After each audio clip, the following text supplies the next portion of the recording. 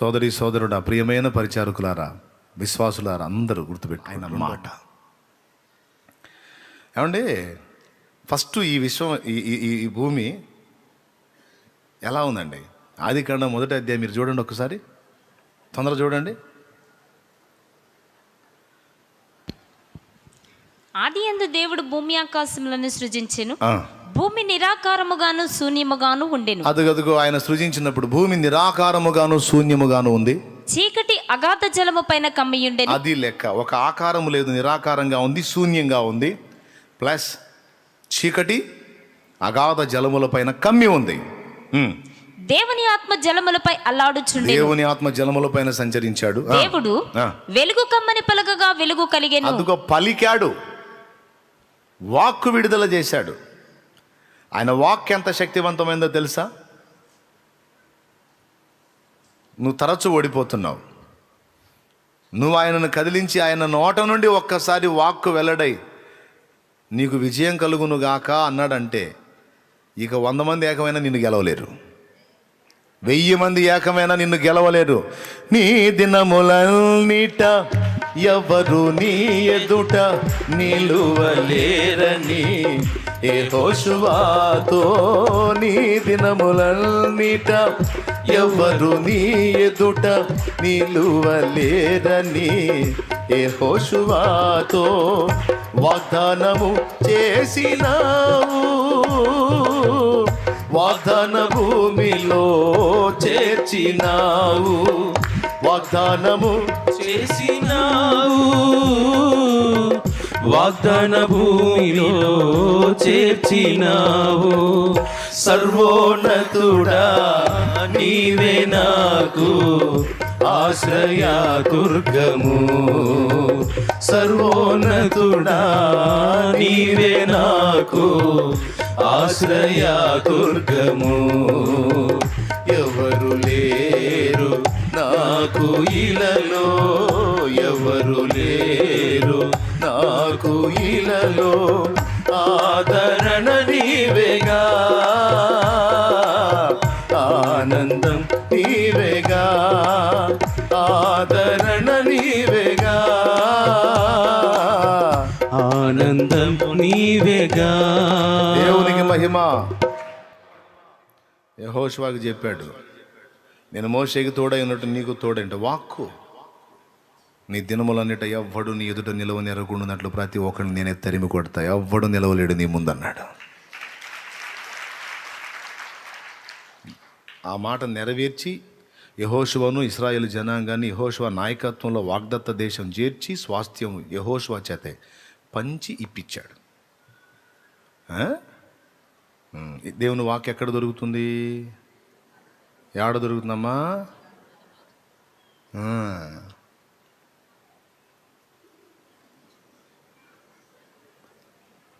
లోకానుసారతలో దొరుకుతుందా? పనికి మాలిన వ్యాపకాల్లో దొరుకుతుందా? అనవసరపు మీటింగుల్లో దొరుకుతుందా?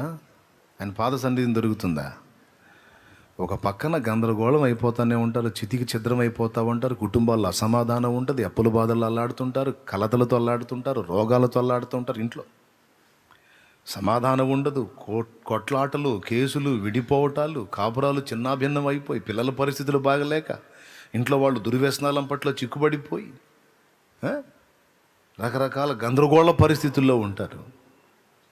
ఎంత ఘోరమైన పరిస్థితులైనా ఆయన వాక్ అలా రిలీజ్ అయిందంటే శూన్యంగా ఉన్నటువంటి ఆ భూమి, చీకటి అగాధ జలముల చేత కమ్మబడినటువంటి ఆ పరిస్థితి మొత్తం మారిపోయి వెలుగు కమ్మని పలుకగా వెలుగు కలిగి నీకు. ఆ తర్వాత ఆయన మాట్లాడుతూ ఉంటే, ఆయన మాట్లాడుతూ ఉన్నాడు, పరిస్థితి మారిపోతూ ఉంది. ఫస్ట్ వెలుగు వచ్చేసింది, తర్వాత ఆ జలములు ఈ జలములు వేరుపరచబడ్డాయి, కింది జలములు మీది జలములు డివైడ్ అయిపోయాయి. ఆరిన నేల బయటకు వచ్చింది, సముద్రం ఏర్పడింది. ఆ నేల మీద నానా విధమైనటువంటి ఫలములిచ్చు చెట్లు మొలిచాయి. వరుసగా ఒక్కొక్కటి పలికినంతసేపు కార్యం జరుగుతూనే ఉంది.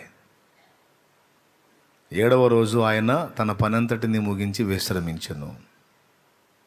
అంతటితో ఆయన ఎప్పుడైతే మౌనం అయిపోయాడో వర్క్ ఆగిపోయింది. గమనించండి మీరు, చెప్పండి.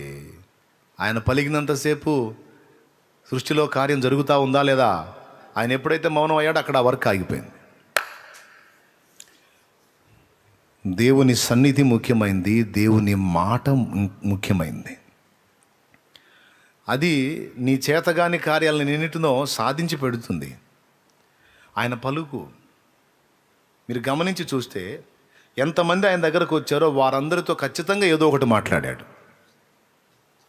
గుడ్డివాడైన మనుషుడు ఆయన దగ్గరికి వచ్చాడు. నేను నీకేం చేయగోరుతున్నావు అంటే, నేను చూపు పొందగోరుచున్నాను, నీవు కోరినట్టే, నీ విశ్వసించినట్టే నీకు అగును గాక. ఆ వాక్కు పలికాడు, కళ్ళు వచ్చినాయి. చచ్చిపోయిన లాజరు డెడ్ బాడీ దగ్గరికి వెళ్ళాడు. అప్పటికి 4 రోజులైంది డెడ్ బాడీ సమాధిలో పెట్టి. దాదాపు 4 రోజులంటే పరిస్థితి మారిపోయి ఉండాలి లెక్క ప్రకారం. కానీ అక్కడికి వెళ్ళి వాక్కు పలికాడు, లాజరో బయటకు రా. చచ్చి పేత వస్త్రాల చేత చుట్టబడినటువంటి లాజరు అలాగా పేత వస్త్రాలతో అలా లేచి బయటకు వచ్చేసాడు. నాయిను అనే ప్రాంతంలో విధవరాలి కుమారుడు చనిపోయాడు. పాడి మీద వేసుకొని మోసుకొని పోతున్నారు. పాడిని ముట్టాడు, ఆపారు. ఈ బాలుడు సజీవుడు, చనిపోలేదు, నిద్రించుచున్నాడు. చిన్నవాడా నిన్ను లెమ్మనుచున్నాను. వాక్కు విడుదల చేశాడు, చచ్చినోడు లేచాడు. యాయిరు కూతురు చనిపోయింది. 12 ఏళ్ళ ఈడు కలిగిన పిల్ల చనిపోయింది. ప్రభు వెళ్ళాడు, తల్లి తాకుమి, చిన్నదానా నిన్ను లెమ్మనుచున్నాను. దిగ్గును లేచి కూర్చుంది. వాక్కు విడుదల చేశాడు. మోషే, ఏమిటి నా వైపు చూస్తున్నావు? ప్రభువా, సముద్రం వెనక శత్రువులు, నీ చేతనున్న కర్రను సముద్రం వైపు చూపి 2 పాయలగునట్లు ఆజ్ఞాపించు. ఆ మాట దేవుడు అనున్నంత వరకు నిరీక్షించాడు మోషే. దేవుడు ఆ మాట పలికినప్పుడు అప్పుడు తన చేయి చాపి ఆ పని చేశాడు. అర్థమైందా? దేవుడు వాక్ రిలీజ్ చేశాడు. నువ్వు ఆ కర్రను సముద్రం వైపు చూపి చాపి 2 పాయలగినట్లు ఆజ్ఞాపించు, నీకు అది త్రోవనిస్తుంది. అంతే, ఆయన మాట్లాడాడు కదా. ఇక సముద్రం అలర్ట్ అయిపోయింది. మోషే చేయి చాపి అలా పలికాడు, 2 పాయలు అయిపోయింది. మధ్యలో ఆరిన నేల, దుమ్ము లెగిసిపడేంత నేల, సముద్ర మధ్యలో ఆయన వాక్కు, ఆయన మాట, ఆయన పలుకు, అందులో ఉన్న శక్తి అది. ఆయన పలుకునంత వరకు కాచుకోవాలి ఆయన పాదాల చెంత. నీవు పలుకున్న ఆయన, నీవు పలికితే నాకు మేలయా, నీ దర్శనమే నాకు చాలయా. నిజంగా ఆశ ఉందమ్మా? పాటేనా? పాటే. పాట పాడమంటే తీయగా, నాతో మాట్లాడు ప్రభువా అంటే ఆయన నవ్వుకుంటూ కూర్చుంటాడు. మాట్లాడమన్నావు, మాట్లాడడానికి నోరు తిరుద్దామంటే ఎక్కడ అవకాశం ఇచ్చావు? నేను అడుగుతాను, ఇలా పాడితే, అమ్మా నిజంగా ఆశతో రోజు కనిపెట్టుకుంటావా దేవుని సన్నిధిలో, దేవుని మాటల కొరకు? రోజు ఎంత టైం గడుపుతావమ్మా దేవునితో? అయ్యా ఎంత సమయం గడుపుతావు దేవునితో అంటే, పొద్దున కాసేపు, సాయంత్రం కాసేపు. కొంతమంది పెద్ద మనసు కలిగిన వాళ్ళు ఉంటారు. పొద్దున్నే పనులు బిజీ కదా, అసలు చేయరు, ఏదో 2 ముక్కలు అనుకుంటారు. సాయంత్రం కూడా పొద్దంతా చాయకి చేసి వచ్చి ఉంటారు కదా, అలిసిపోయి 2 ముక్కలు అనుకొని పండుకుంటారు. కాపలా పెట్టి దేవుణ్ణి పొద్దున్నే కూడా కాపలాన్ని పెట్టేది. పొద్దున్నే పనులకి వెళ్ళాలి కదా, పోయేదారిలో వచ్చేదారిలో నాకేం కాకుండా పెందలాడి పోకుండా కాపాడయ్యా. సాయంత్రం నిద్రలో చాలామంది పోతారు, అట్లా నేను పోకుండా తెల్లారులు కాపలా ఉండు. పొద్దున్నే కాపలా, సాయంత్రం కాపలా పెట్టడానికి పలకరిస్తారు దేవుణ్ణి. ఆ ప్రియమైన దేవుని బిడ్డలారా, కాదు కాదు కాదు కాదు ఆయన సన్నిధిని కూర్చుండి కనిపెట్టుకొని ఆయన మాట వెల్లడగునంత వరకు కాచుకోవాలి. బైబిల్ మొత్తం మీరు చూడండి, ఎవరైనా సరే ఆయన దగ్గరికి వస్తే ఆయన వాక్ రిలీజ్ చేస్తే కార్యం అయిపోయింది. 5 రొట్టెలు 2 చేపలు, మీ దగ్గర ఏమన్నా ఉందా? ఇది ఉంది, తీసారా? పంచి ఇచ్చాడు. అక్కడ మాట పలికాడు, తండ్రి కృతజ్ఞతలు, అంతే. ఇస్తా ఉన్నాడు, వస్తూ ఉన్నాయి. నిన్ను ఆత్మీయ విషయములో సంపన్నురాలిగా చేయగలుగుతాడు. భౌతిక విషయంలో కూడా ఆ కృప నీకు ఇవ్వగలుగుతాడు ఆయన. దరిద్రతలో, శాపంలో, దైన్య స్థితిలో, దేహి అనో ఎవరి దయకో కాచుకునే స్థితిలో నువ్వు ఉండటం ఆయన ఇష్టపడేది కాదు. ఆశీర్వాదకరముగా ఉండుటకు, ఆశీర్వాదానికి వారసులగుటకు దేవుడు మనల్ని ఏర్పరచుకున్నాడు. శాపగ్రస్తమైన జీవితాలు అనుభవించడానికి కాదు. నీవు ఆశీర్వదించబడి ఆ ఆశీర్వాదంలోనిది అనేకులకు నువ్వు ఇచ్చినట్లు నువ్వు దీవెనకరంగా ఉండాలనేది దేవుడు హృదయపూర్వకంగా కోరుకునేది. నాకు తెలిసి నేను అంతే. మరి నా బిడ్డల విషయంలో నేను అంతే కోరుకుంటాను. నా కొడుకు అడుక్కునే స్థితిలో ఉండాలని నేను ఎప్పుడన్నా అనుకుంటానా? ఒకవేళ నా కుమార్తె ఉంటే, నా కుమార్తె అడుక్కునే స్థితిలో, దీన స్థితిలో, దేహి అనే స్థితిలో, శాపగ్రస్తమైన స్థితిలో, దరిద్ర కొట్టు స్థితిలో ఉండాలని నేను కోరుకుంటానా? కోరుకోను. నేను ఒకవేళ దీన స్థితిలో ఉన్న నా బిడ్డలు ఆశీర్వాదకరంగా ఉండాలని నేను వారి కోసం కష్టపడతాను. మరి మీరు కూడా అంతేనని నేను అనుకుంటున్నా. మరి మీరు కూడా అంతేనా? మీ పిల్లలు బాగుండాలని కోరుకుంటారా? లేకపోతే దరిద్రులై నానా బాధలు పడాలని కోరుకుంటారా? మనుషులంగా మరి మనమే మంచి ఈవులను బిడ్డల కోసం ఆలోచించినప్పుడు మరి ఆయన ఏం కోరుకుంటాడు? మీరందరూ అగసాట్లు పాలు కావాలి, శాపగ్రస్తంగా ఉండాలి, అడుక్కునే స్థితిలో ఉండాలి, అప్పుల పాలై ఉండాలి, దరిద్రతలో ఉండాలి, శాపాన్ని అనుభవించాలి, రోగిష్టోళ్ళై ఉండాలి, అట్లా ఉండాలని దేవుడు కోరుకుంటాడా? నీకు దేవుడిచ్చిన ఆయుష్కాలం అంతా నీవు సుఖముగా అనుభవించాలని ఆయన కోరుకుంటాడు. నీకు ఇచ్చిన ఆత్మీయ, భౌతిక రెండు జీవితాల్లో నీకు నెమ్మది ఇవ్వాలని ఆయన ఆశిస్తాడు. ఆయన వాక్కు పలికితే నీ శాపము దీవెనగా మారింది, నీ ఓటమి గెలుపుగా మారింది. ఆయన నీకు ఇచ్చిన ఆశీర్వాదకరమైన దానిలోనిది అనేకులు పొందినట్లుగా నీకు సమృద్ధి ఉంటుంది.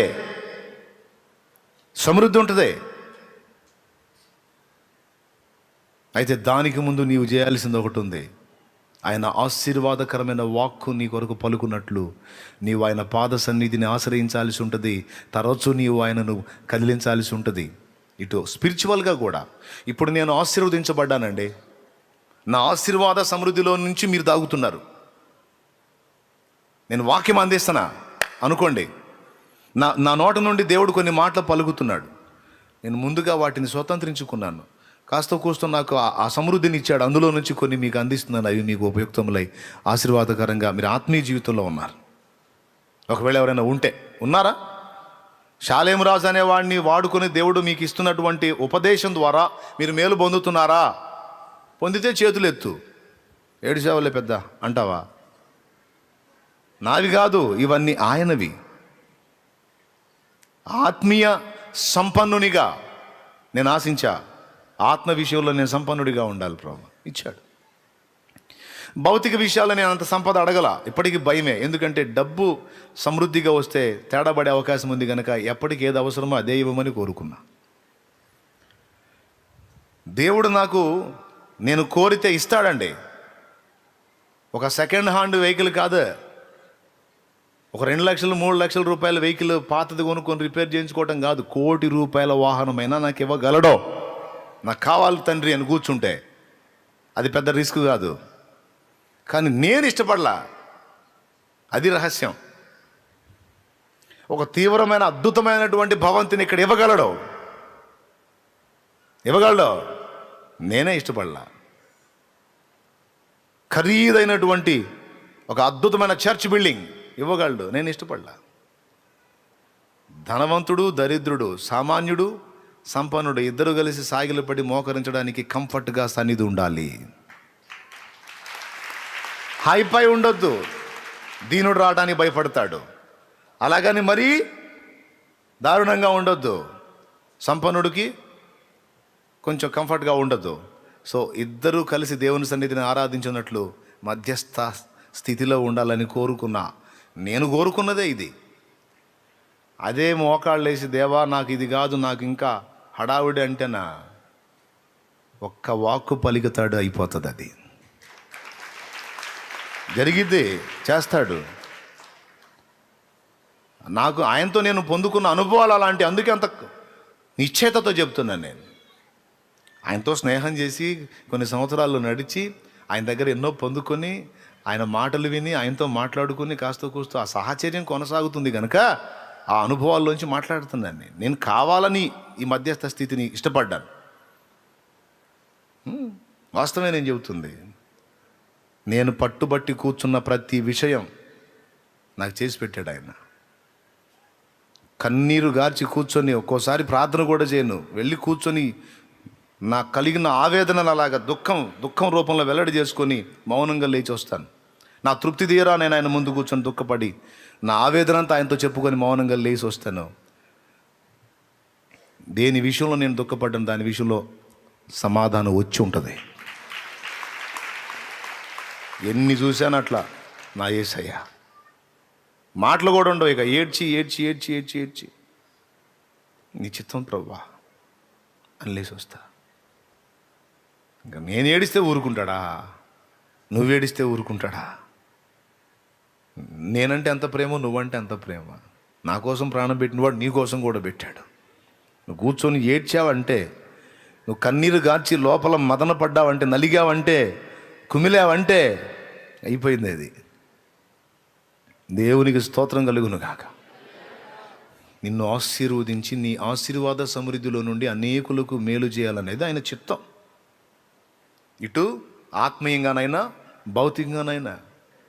మీకు ఒకటి తెలుసా, ఇది ఇలా ఉంది చూడటానికి, అంత హడావిడి హైపైగా లేదు, కానీ వందలాది మందికి వేలాది మందికి సన్నిధి నుండి నిత్యము సహాయం అందుతానే ఉంటుంది. కొడితే గట్టి కొట్టు, అది దేవునికి మహిమ కోసం.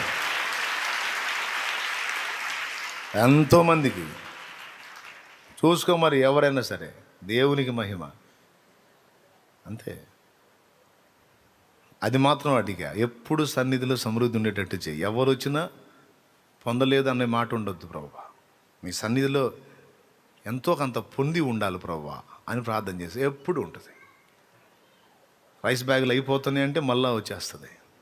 నేను ఎవరిని అడగను, ఇన్ని సంవత్సరాలు ఎవరిని అడిగా, మోకాళ్ళు వేసి నాకు తెలియదు చూసుకో అయిపోతున్నాయి ఆడంట అనిపించుకోవాలా. ఇంతవరకు ఆ పెద్ద ఆయన ఏందయ్యా అయిపోతున్నాయి అనిపించుకోవాలా, సైలెంట్గా పోయి చూసి వస్తా, అయిపోతుంది ఇంకా కొన్ని బ్యాగులే ఉన్నాయి అనుకుంటా. సాయంత్రానికి వచ్చి చూస్తారు వచ్చేసింది అన్న అని. అంత మౌనమే. దేవునికి మహిమ కలుగునుగా. ఎవరో ఇస్తారని ఎవరి కోసం ఎదురు చూసింది లేదు, ఎవరినో హెల్ప్ చేయమని అడిగింది లేదు. దేవునికి మహిమ. ఈరోజు కూడా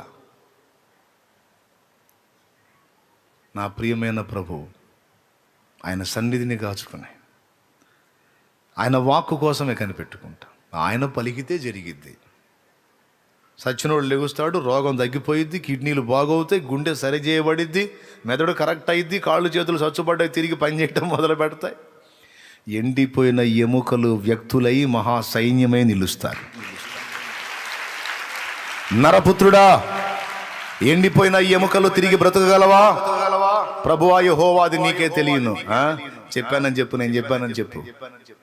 ఎండిపోయిన ఎముకలారా యెహోవా మీకు సెలవిచ్చినదేమనగా అనో. ఆ మాట పలికితే యెహెజ్కేలు ఎముకలన్నీ గడగడ గడగడమన ధ్వనితో ఎక్కడెక్కడ చల్లాచెదురుగా విడిపోయి పడిపోయిన ఎముకలన్నీ ఒకదానికొకటి క్రమం ప్రకారం అతుక్కోవటం మొదలుపెట్టినాయట. అమ్మమ్మ, ఆ వాక్కులు ఎంత శక్తి ఉందో చూడండి. అదే జీవము గల దేవుని వాక్కు ఆయన పలికితే అయిపోతుంది. పాట ఏమో, నీవు పలికితే నాకు మేలయ్యా అని పాట. చర్చిలో భజన పాఠం ఇది. ఇంటికి అడిగి పోయి చేసే దరిద్రం అంతానేమో వేరే వేరే పలుకుల కోసం వెంపర్లాట. పిచ్చి వ్యవహారం కదా. మీరు కొంచెం చెబితే అయిద్దండి సారు, మీరు కొంచెం పలకండి వాళ్ళతో, ఒక మాట పలకండి. అరే వాడు పలికేది ఏంది? మోకాళ్ళు వేసి దేవుని పాదాలు పట్టుకో, దేవుడు పలుకుతాడు, వాని తాతయ్య కూడా కార్యం చేస్తాడు. అవునా? ఎవరు పలకాలా? ఎవరు మాట్లాడాలా? పురుగు మందుకు డబ్బులు లేవండి, పురుగు మందుకు డబ్బులు లేవండి, పొలం అట్టయిపోతుంది ఇట్టయిపోతుంది, కొంచెం ఏదన్నా మీరు మాట్లాడి కాస్త ఇప్పించండి. వాళ్ళు మాట్లాడితే పురుగు మందు వచ్చింది, పురుగు మందు కొడితే పురుగు వచ్చింది. పురుగు వస్తుందా? పత్తి పొలానికి గులాబీ రంగు పురుగు వస్తుంది. ఈ మందు కొడితే తగ్గిద్ది, ఆ మందు కొడితే తగ్గిద్ది. ఎన్ని మందులు కొట్టినా సరే అది లోపల హాయిగా నిక్షేపంలాగా పెరుగుతుంది. 15 క్వింటాలు 20 క్వింటాలు రావాల్సింది 5 క్వింటాలు 6 క్వింటాలు తేలుతుంది. ఇప్పుడు ఎవరితో మాట్లాడి ఎవరి దగ్గర అప్పు తెచ్చుకొని మందు కొడితే తగ్గింది? ఆయన పలికితే ఆ మందుతో నిమిత్తం లేకుండానే అది ప్రారంభ దశలో ఉన్నప్పుడే పంటను తినివేయు పురుగును గద్దిస్తాడు. పలికాడంటే ఇంకా అక్కడ దాన్ని నామరూపాలు లేకుండా నశించిపోద్ది. అందుకే చెబుతాను, పొలాలు వేసే రైతులు నా దగ్గరకు వస్తే చెబుతాను, ఎవరి కోసమో ఎదురు చూడదు. అదే పొలంలో మోకాళ్ళు నీ కన్నీరు గార్చో, అదే పొలంలో మోకాళ్ళు నీ కన్నీరు గార్చు. వ్యాపారం చేసే వ్యక్తి, నువ్వు వ్యాపారం చేసేది సద్వ్యాపారం అయితే, దుర్వ్యాపార సంగతి చెప్పను, సద్వ్యాపారం అయితే అక్కడే మోకాళ్ళు నీ కన్నీరు గార్చు. నా దేవా నాకు అన్నం పెట్టాను అడుగు. నువ్వు కష్టపడి చదువుతున్నాడు అయితే క్లాస్ రూమ్లో ఏడో కన్నీరు గార్చు. నా దేవా నేను నిలబడకపోతే నా తల్లిదండ్రులు నా ఇంటి వారు బ్రతకటం కష్టం ప్రభా, వాళ్ళని పోషించుకోవాలి. ఆత్మీయంగా నేను బాగానే ఉండాలనుకుంటున్నాను, కానీ శారీరకంగా నన్ను కని పెంచి పెద్ద చేసిన తల్లిదండ్రులకు యవనస్తురాలని ఇంకా వాళ్ళు కష్టపడుతుండే చూడలేకపోతున్నా, వాళ్ళకి అన్నం పెట్టాలని ఆశ ఉంది ప్రభా. ఏడు వరుస విజయాలు నీకు, నువ్వు ఏది చేసినా కార్యం సఫలమయ్యేటట్టు నీ కన్నీరు ఉండాలి అక్కడ. ఉద్యోగ ప్రయత్నం, ప్రభా నేను ప్రయత్నం చేస్తున్న సఫలత లేదు, నాకు పరిస్థితి యవనొస్తుండీ ఉండి ఎదిగి ఇంకా ఇప్పుడు నేను నాన్న డబ్బులు అడగాలంటే నా ప్రాణానికి మనసు ఒప్పట్లేదు ప్రభా, సిగ్గుపడుతున్నాను దేవా. ఇప్పటికి చెట్టు అంతా ఎదిగి నా చేతిలో డబ్బులు నాన్న చేతికి ఇవ్వాల్సింది, నాన్న దగ్గర నేను ఖర్చులకి డబ్బులు అడగాలంటే సిగ్గుగా ఉంది ప్రభా అని ఏడు. నీ తండ్రి ఏమి చేయలేడు, కానీ ఆ తండ్రి కదిలితే ఎవరితోనైనా మాట్లాడతాడు. నువ్వు అడిగింది ఇంత అయితే నువ్వు అడుగు వాటికంటే ఊహించు వాటికంటే అత్యధికమైన దాని మీద నిన్ను కూర్చోబెడతాడు.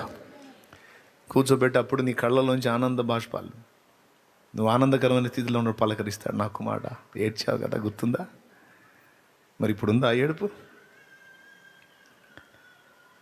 నీకు తెలుసా ఎంత సీరియస్ మనం ఆయనకి? మన కన్నీళ్ళు ఆయన బుడ్డిలో దాచుకుంటాడని రాసుంది.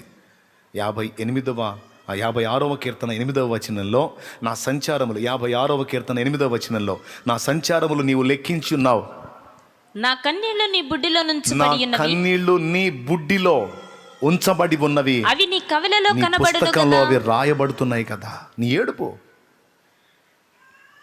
నా కూతురి కాపురం ఎలా అయిపోయింది, నా కొడుకు కాపురం ఎలా అయిపోయింది యేసయ్యా, వృద్ధాప్యంలో నాకు ఈ వేదన ఎంతకాలం. నా ప్రభువా నా కన్నీళ్లు నీ చెంత జ్ఞాపకం చేసుకో, ఇవన్నీ జ్ఞాపకార్థంగా చేర్చుకుని నాకు జవాబివో. నువ్వు అనుకుంటావు ఇద్దరు విడిపోయారు, వాళ్ళిద్దరు కలవటం అసంభవం, అస్సలు జరగదని అనుకుంటావు, కానీ ఆయన ఒక వాక్కు పలుకుతాడు, ఇద్దరి మైండ్ మారిపోయింది, ఇద్దరు వచ్చి కలుసుకొని ప్రశాంతంగా జీవితం జీవించే అవకాశం దేవుడు ఏర్పాటు చేస్తాడు. నువ్వు ఆయన్ని పలకమని కదిలించు, ఆయన సన్నిధి ఉత్తమమైనది.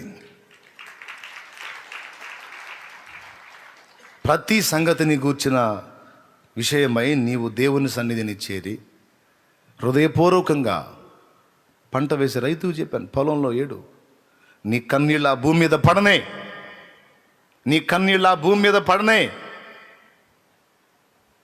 దేవుని కార్యం చూస్తావు. నవ్విపోవచ్చు లోకస్తులు, నవ్విపోవచ్చు ఇతరులు, వాడికి తెలియదుగా నీ దేవుని గొప్పతనం ఏంటో, వానికి తెలియదుగా నీ దేవుడు సృష్టికర్తని, వానికి తెలియదుగా నీ దేవుడు ఏదైనా చేయగలడని. తెలియనోడు ఎగతాళి చేసుకుంటాడు, తెలిసిన నువ్వు వాడిని ఎగతాళి లక్ష్య పెట్టద్దు, దేవుని పాదాలు పట్టు. నిన్ను ఆశీర్వదించి అటు ఆత్మీయంగా ఇటు భౌతికంగా నువ్వు దీవించి నీ ఆశీర్వాద సమృద్ధిలో నుండి 10 మందికి ఆహారం వెళ్ళేటట్టు నా యేసయ్య చేస్తాడు. అలా ఉండాలని ఆయన ఆశించాడు. మనం ఒకరికి చేజాపే స్థితి కాదు. నిన్ను నేను దీవిస్తాను, నువ్వు అనేకులకు సహాయపడతావు. ఆ మనసు ఉండాలి మన దగ్గర కూడా. నేను అనేకులకు సహాయపడినట్లు నాకు కార్యం చేయి. అవసరమైనవి కొన్నే. నా ప్రియమైన దేవుని బిడ్డలారా, అనవసరమైనవి ఎన్నో మన చెత్త అంత తలకాయలో నింపుకుంటున్నాం. అవసరమైన వాటి మీద దృష్టి పెడదాం. అవసరమైన ఆయన పాద సన్నిధి, ఆయన వాక్కు,